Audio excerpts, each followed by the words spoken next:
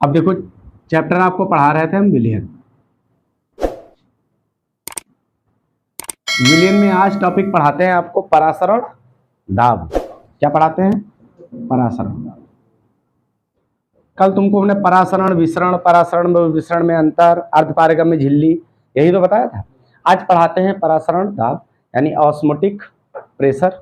तो परासरण दाब के बारे में पहले समझो कि होता क्या है। जैसे परासरण में तुमको बताया था कि कम सांद्रता का विलयन, किसका विलयन? कम सांद्रता का विलयन अर्धपारगम्य झिल्ली के द्वारा। किसके द्वारा? अर्धपारगम्य झिल्ली के द्वारा किसकी ओर गमन करता है? अधिक सांद्रता के विलयन की ओर। ठीक। तो परासरण दाब क्या होता है? वह न्यूनतम दाब, वह न्यूनतम दाब जो कम सांद्रता के विलयन को अधिक सांद्रता के विलयन की ओर जाने से रोकने के लिए पर्याप्त होता है। जैसे कम सांद्रता का विलयन अधिक की ओर जब जाए तो उसको रोकने के लिए जो आपने प्रेशर लगाया उसको क्या बोलेंगे हम लोग? परासरण दाब। क्या बोलेंगे? परासरण दाब। तो क्या डिफिनीशन बताइए? वह न्यूनतम दाब, क्या बोला? वह न्यूनतम दाब जो कम सांद्रता के विलयन को, क्या बोला? वह न्यूनतम दाब जो कम सांद्रता के विलयन को अधिक सांद्रता के विलयन की ओर जाने से रोकने के लिए पर्याप्त होता है। जाने से रोकने के लिए परासरण दाब कहलाता है। ठीक। क्या कहलाता है? परासरण दाब कहलाता है। अच्छा, इसको प्रदर्शित जैसे बुक्स उठाओगे तो उसमें पाई भी लिखा होगा, पाई से भी प्रदर्शित करते हैं, बट यहाँ पे तुम पाई ना लिख के क्या लिख देना? पी।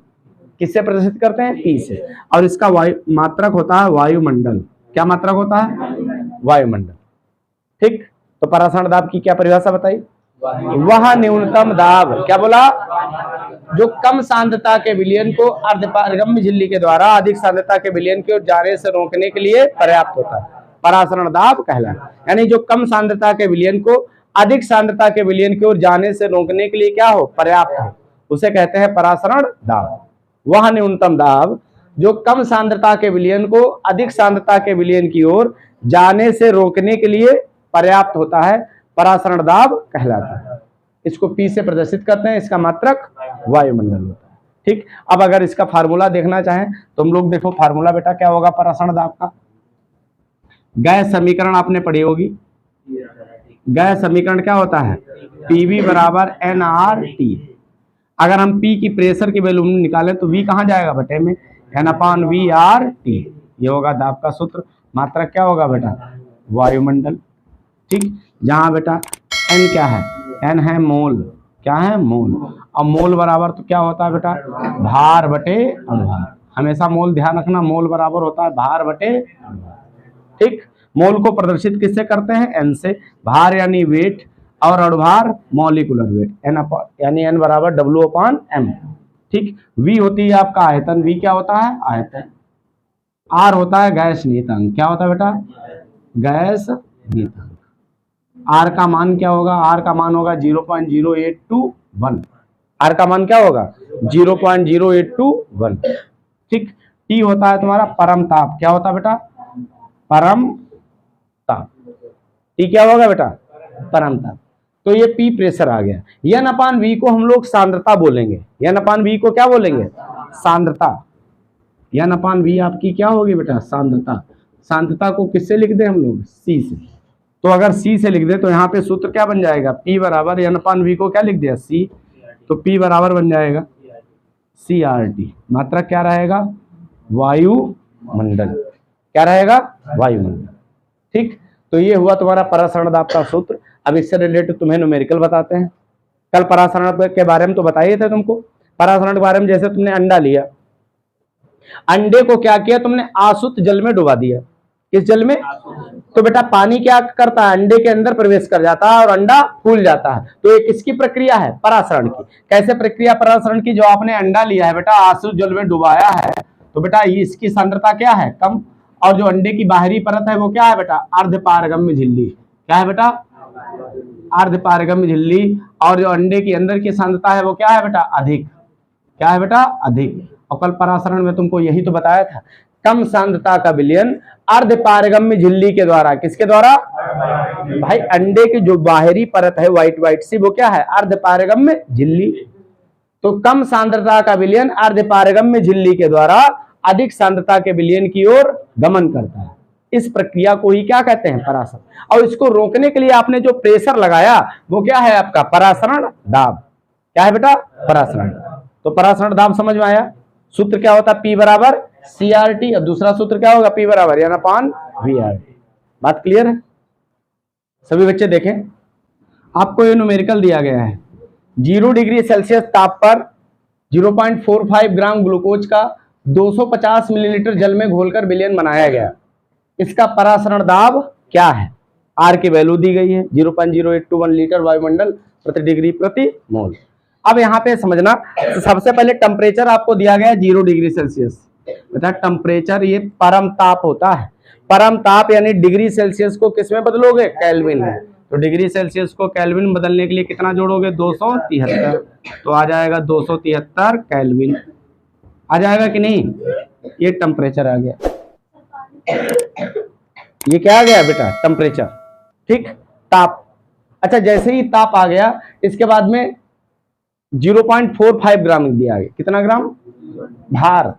तो भार को किससे लिखोगे बेटा? W से। बराबर 0.45 ग्राम। ये भार आ गया। क्या आ गया? भार। अच्छा, भार आने के बाद फिर क्या दिया है तुमको? ग्लूकोज। क्या दिया है? अब हम लोग ग्लूकोज का क्या निकालें? अणुभार। ग्लूकोज का अणुभार। अच्छा, कोई बच्चा बताए ग्लूकोज का सूत्र क्या होता है? C6H12O6। C6H12O6। ये किसका भार होता है बेटा? ग्लूकोज। अब देखो, अच्छा तुम्हें सिखाया बेटा हाइड्रोजन का भार कितना होता है? परमाणु भार 1, कार्बन का 12, नाइट्रोजन का 14, ऑक्सीजन का 16। अब यहाँ पे देखो सभी तत्वों का भार निकालना है। कार्बन का भार कितना होता है? अरे कार्बन 6 है, होता कितना है? 12। अच्छा, एक का, अब एक का 12 होता है कितने? 6। तो 12 6 कितना हो जाएगा? 72। हाइड्रोजन का एक भार होता है 12 का 12। अच्छा, O का भार कितना होता है? 16। एक O का 16, 6 का कितना हो जाएगा? 96। टोटल जोड़ोगे हो जाएगा 180। ये आया अणुभार। अच्छा, जब अणुभार आ गया, अणुभार को किससे लिखोगे? स्मॉल m से। अच्छा, इसका मतलब यहाँ पर हम लोग निकाल लें मोल। क्या निकाल लें? मोल बराबर होता है भार बटे अणुभार। अच्छा, भार कितना आया? 0.45। अणुभार कितना है? 180। ये आ गया स्मॉल n का मान। किसका मान आ गया? Small n। क्या इतना समझ में आया? अच्छा, जब स्मॉल n आ गया, अब हमारे पास देखो तुम्हें आयतन दिया गया है। क्या दिया गया बेटा? आयतन कितने मिलीलीटर है? 250 मिलीलीटर। तो यहाँ पे लिखते हैं बेटा, ध्यान देना, आयतन तुम्हें दिया गया है V बराबर 4 यानी 250 मिलीलीटर। 250 मिलीलीटर। तो 250 मिलीलीटर को किस में बदल दें? लीटर में। अच्छा, लीटर में बदलने के लिए 1000 से क्या करोगे? भाग। लीटर में बदलने के लिए 1000 से क्या करोगे? भाग। अच्छा, ये लीटर में बदल गया। ये आ गया V। क्या आ गया बेटा? V। अब निकालेंगे हम लोग परासरण दाब। क्या निकालेंगे? परासरण दाब। परासरण दाब का सूत्र बताओ। अच्छा, P बराबर क्या लिखवाया? N upon VRT। अब P बराबर N की वैल्यू क्या है बेटा? 0.45। क्या दिए है? और N की वैल्यू बटे में 180 और गुणे में क्या रहेगा? V। V का मान कितना है? 250 बटे 1000 और गुणे में बेटा क्या है? R। R की वैल्यू कितनी होती है? 0.0821। अब T टेम्परेचर का मान 273। ठीक, अब इसको हल करेंगे बेटा। यहाँ पे देखो 2 जीरो से 2 जीरो कट गए। अच्छा, 10 कहाँ पहुंचा? ऊपर। तो P बराबर 0.45 इंटू 10 हो गया इंटू 0.0821 इंटू 273 अपान में 18 इंटू 25। ठीक, अब इसको हल करेंगे बेटा। अब देखिए हल करोगे बेटा, यहाँ पे दशमलव हटाएं। क्यों बेटा? दशमलव हटाएंगे कितने जीरो बढ़ाएंगे? 2 जीरो। अब देखो P बराबर ऊपर हो गया 45 और 1 जीरो से 1 जीरो कट गया। 45 0.0821 क्यों और इंटू 273 बटे, अब इनकी गुणा कर लो 0 और 18 पंचे कितना हुआ? 90। 18 दूनी 36 और 9 कितना हुआ बेटा? 45। इतने तो आया। ठीक, अच्छा अब इनकी आपस में क्या कर देंगे? गुणा। कुछ समझ में आई बात? अच्छा, इनकी आपस में गुणा करोगे बेटा, ध्यान देना, 45 से भाग करो, 45 सेकंड 45, नीचे कितना आया 100। अब बेटा 100 में 2 जीरो हैं, जब 2 जीरो से भाग करो, जितने बटे में जीरो उतने ही अंक बाद दशमलव। अच्छा 2 जीरो है तो 2 अंक बाद पीछे से क्या लग जाएगा दशमलव, तो आंसर क्या आएगा 0.0821 और यहाँ पे हो जाएगा 2.73। दोनों की गुणा करोगे तो 0.22 क्या आएगा 4। दाब है, दाब का मात्रा क्या होगा वायुमंडल। सॉल्व हुआ क्या? कुछ समझ में आया? आपको दिया क्या क्या था, टेम्परेचर दिया था डिग्री सेल्सियस में, उसको किस में बदल दिया केल्विन में, 273 जोड़कर, फिर उसमें भार दिया था W हो गया। अच्छा ग्लूकोज दिया था, ग्लूकोज का क्या निकाला अणुभार, भार अणुभार जब पता चल गया तो क्या निकाले हमने मोल, मोल बराबर 0.45 बटे 180 हो गया। अच्छा फिर आयतन तुमको दिया था मिलीलीटर में, मिलीलीटर को किस में बदल दिया लीटर में। अब परासरण दाब का सूत्र लगा दिया, P बराबर N/VRT, N की वैल्यू 0.45 बटे 180, V का मान 250 गुणे 1000, 250 बटे 1000, और R का मान रख दिया इंटू T का मान। अब इसका कैलकुलेशन कर लिया बेटा, आंसर कितना है 0.224 वायुमंडल। सॉल्व हुआ कि नहीं? अब देखिए इसका परासरण दाब का दूसरा न्यूमेरिकल, 27 डिग्री सेल्सियस पर 2% यूरिया विलेन का परासरण दाब ज्ञात कीजिए। ठीक, आर की वैल्यू दी गई है। अच्छा कितना टेम्परेचर दिया बताओ 27, तो टी बराबर क्या लिखोगे 27। अच्छा डिग्री सेल्सियस में दिया, इसको किस में बदल दें बेटा केल्विन में, तो 27 + 273, तो टोटल हो जाएगा 300 केल्विन। अच्छा इतना समझ में आया? डिग्री सेल्सियस को हमने किस में बदल दिया केल्विन में। अच्छा 2% यूरिया, इसका मतलब क्या है 2% यूरियन, बस इसका अर्थ समझिए बेटा, यानी 2/प्रतिशत का मतलब क्या होगा 100। जो प्रतिशत होता है ऐसे बेटा लगा होता है, 2 बिंदियां हैं 2 जीरो हैं और ये डंडा है, इसका मतलब क्या है ये 100। समझ में तो आया होगा? अब देखो अच्छा, तो 2% यूरिया बिलियन है, तो यानी 2 कितना हो गया 100। ये बेटा जो 2% यूरिया बिलियन दिया गया है दाब में, तो ये वेट बाई वॉल्यूम दिया गया है। किसमें दिया है?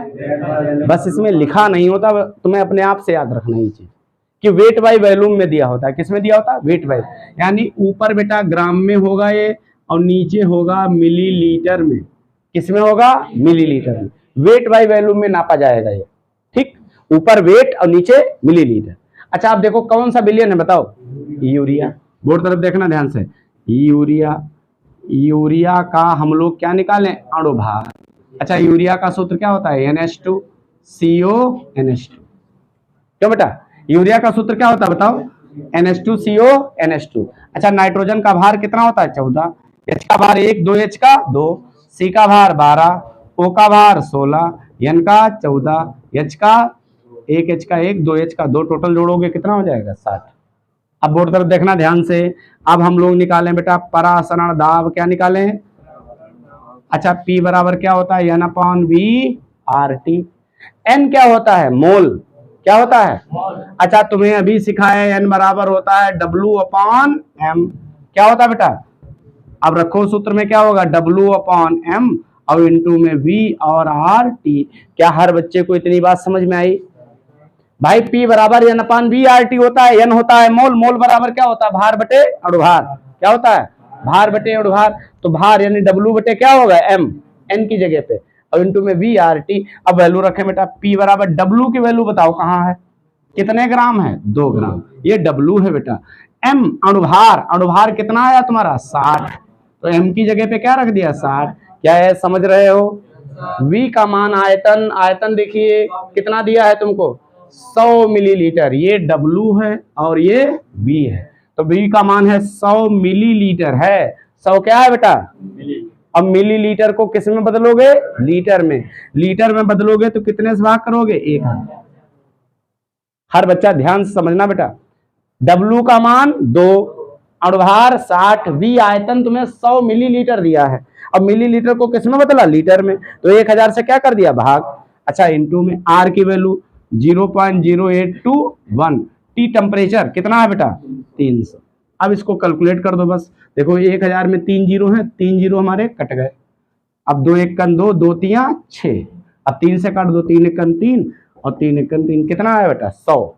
तो क्या आया बताओ 0.0821 इंटू 100। अच्छा 100 से गुणा कर दो 821 और 100। अब देखो कितने अंक बाद दशमलव बेटा 4 अंक बाद। कितने अंक बाद भाई गिन लो 1 2 3 4, 4 अंक बाद पीछे से दशमलव लगा दो, तो आंसर आएगा 8.21। मात्रक क्या होगा? वायुमंडल। क्या है? पूरा न्यूमेरिकल समझ में आया? सॉल्व कर लोगे सब लोग। कोई भी परसेंटेज हो, परसेंटेज को क्या मानोगे? Weight by volume. बस इतनी बात ध्यान रखना। वेट बाई क्या मानो? जैसे 3% है तो 3/100, तो 3 ग्राम हो जाएगा, 100 मिलीलीटर हो जाएगा। याद रखोगे ये चीज? सॉल्व हुआ? ठीक है, नोट कर लीजिए।